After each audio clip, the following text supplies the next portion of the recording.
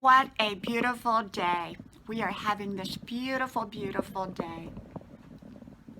Well, hello you all. I'm Diana Brienne, and I got to thinking about a more somber subject today. And the somber subject is called the House of Sickness. And I did a video once about this before, and I'm going to do this video on it. It just came to me today. I got to thinking about when people take sick. You know, people's lives change dramatically depending upon the level of sickness that they're going through. What they normally may have taken for granted is no longer taken for granted, their health. And when people get sick, the dynamics of who they are, their relationships, their home, everything changes. About maybe 6 months ago, I went to visit a friend, and her spouse was very, very ill, and he lived at home. And I remember the feeling that I got in the house as was surreal. It was as if time stood still. It was like everything was set up for that sickness, whether it was a potty chair, whether it was the way everything was structured in the house, TVs were off. You know, it was just a very different home than I had remembered before. And I call that the house of sickness when someone's sick.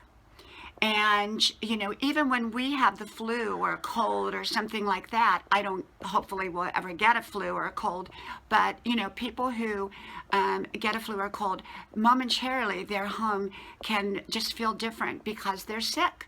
You know, beds don't get made, sometimes dishes don't get done, projects get put on hold. Life can get put on hold when you get sick. And so that's why it is so very, very important that we take great, great care of our health so that that does not happen. And yet, if it does, we have to remember there's adjustment to our lives, but not just to our lives, but it's also to the people that surround us. If it's someone else who has taken sick, then we have to adjust to what has taken place.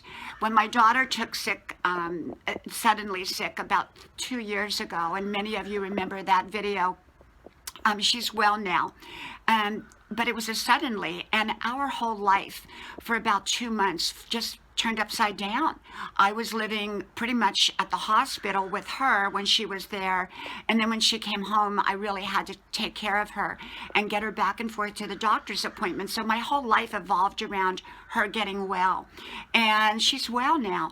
And yet during that time, my life stopped in many ways. My projects stopped, the way I normally did my life stopped, my routines, you know, were put on hold, all kinds of things happened.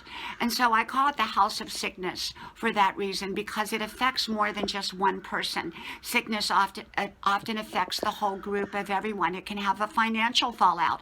It can have emotional fallout.